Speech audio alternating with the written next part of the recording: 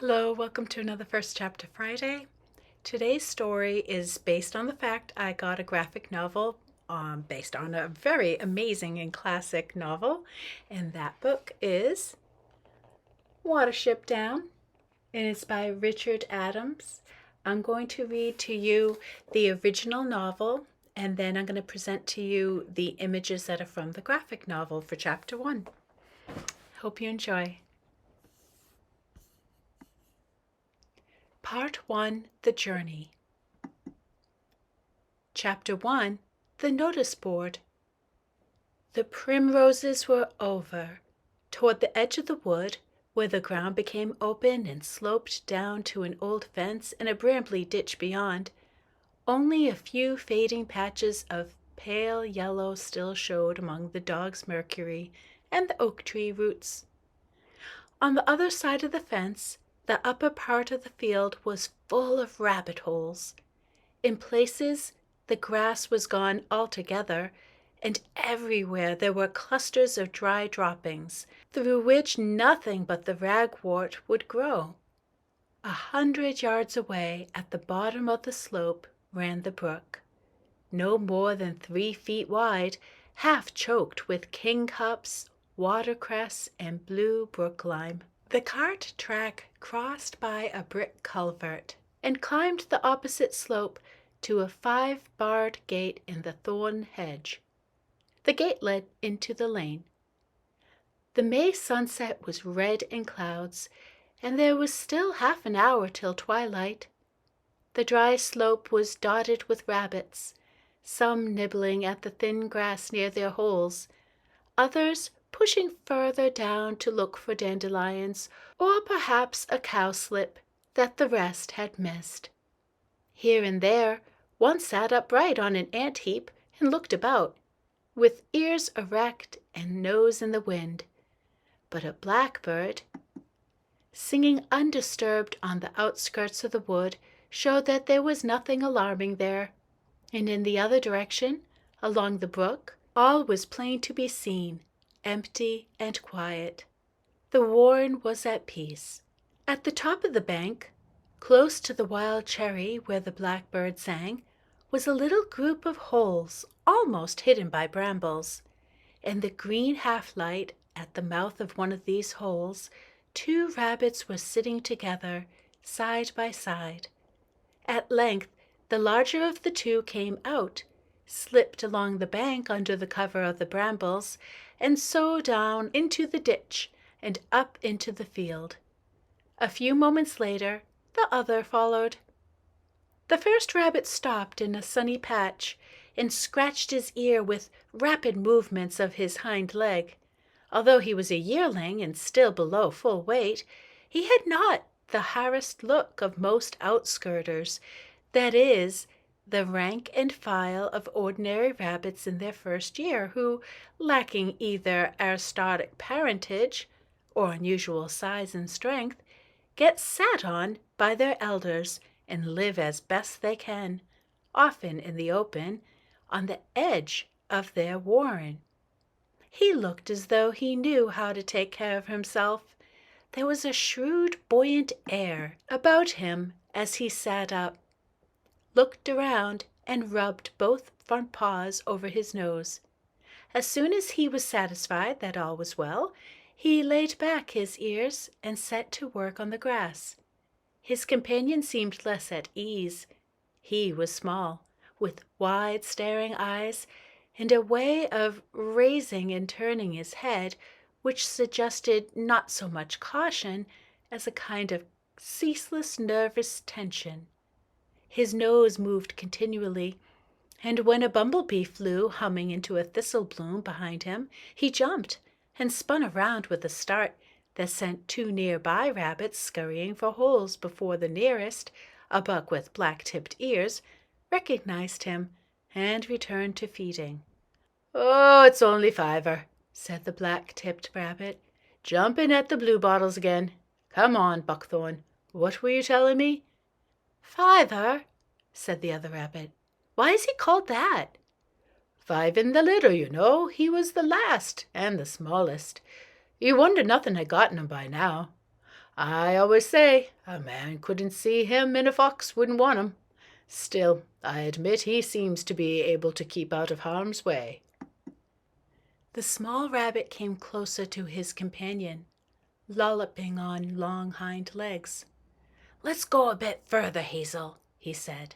"You know, there's something queer about the warren this evening, although I can't tell exactly what it is. Shall we go down to the brook?" "All right," answered Hazel, "and you can find me a cowslip. If you can't find one, no one can."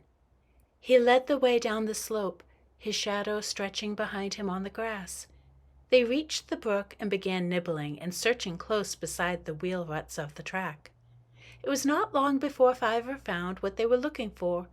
Cowslips are a delicacy among rabbits, and as a rule there are very few left by late May in the neighborhood of even a small warren.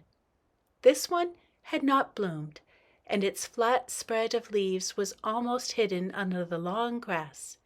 They were just starting on it when two larger rabbits came running across from the other side of the nearby cattle wade. "Cowslip," said one. "All right, just leave it to us. Come on, hurry up," he added, as Fiver hesitated. "You heard me, didn't you?" "Fiver found it, Toadflax," said Hazel. "And we'll eat it," replied Toadflax. "Cowslips are for Owsla. Don't you know that? If you don't, we can easily teach you." Fiver had already turned away. Hazel caught him up by the culvert. "I'm sick and tired of it," he said. "It's the same all the time. These are my claws, so this is my cowslip. These are my teeth, so this is my burrow. I'll tell you, if I ever get into Owsla, I'll treat outskirters with a bit of decency." "Well, at least you can expect to be in the Owsla one day," answered Fiver. "You've got some weight coming, and that's more than I shall ever have." "You don't suppose I'd leave you to look after yourself, do you?" said Hazel. "But to tell you the truth, I sometimes feel like clearing out of this warren altogether. Still, let's forget it now and try to enjoy the evening. I'll tell you what, shall we go across the brook? There'll be fewer rabbits and we can have a bit of peace, unless you feel it isn't safe," he added. The way in which he asked suggested that he did in fact think that Fiver was likely to know better than himself, and it was clear from Fiver's reply that this was accepted between them. "No, it's safe enough," he answered. "If I start feeling like there's anything dangerous, I'll tell you.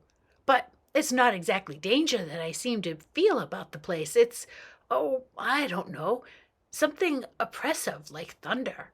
I can't tell what, but it worries me all the same. I'll come across with you." They ran over the culvert. The grass was wet and thick near the stream, and they made their way up the opposite slope looking for drier ground. Part of the slope was in shadow, for the sun was sinking ahead of them, and Hazel, who wanted a warm, sunny spot, went on until they were quite near the lane. As they approached the gate, he stopped, staring. "Fiver, what's that? Look!" A little way in front of them, the ground had been freshly disturbed. 2 piles of earth lay on the grass, heavy posts, reeking of creosote and paint, towering up as high as the holly trees in the hedge, and the board that they carried threw a long shadow across the top of the field. Near one of the posts, a hammer and a few nails had been left behind. The 2 rabbits went up to the board at a hopping run and crouched in a patch of nettles on the far side, wrinkling their noses at the smell of a dead cigarette end somewhere in the grass. Suddenly, Fiver shivered and cowered down.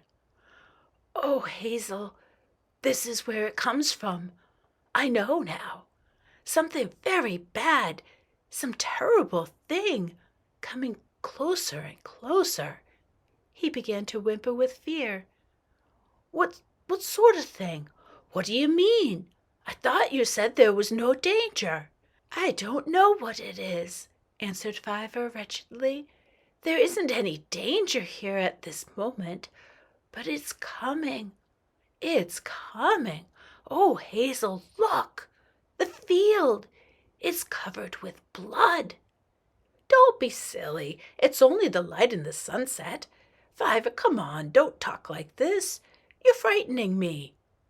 Fiver sat trembling and crying among the nettles as Hazel tried to reassure him and to find out what it could be that had suddenly driven him beside himself.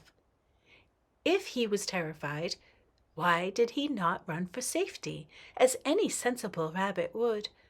But Fiver could not explain, and only grew more and more distressed. At last Hazel said, "Fiver, you can't sit crying here. Anyway, it's getting dark. We better go back to the burrow." "Back to the burrow," whimpered Fiver. "It'll come there." "Don't you think it won't? I tell you, the field's full of blood."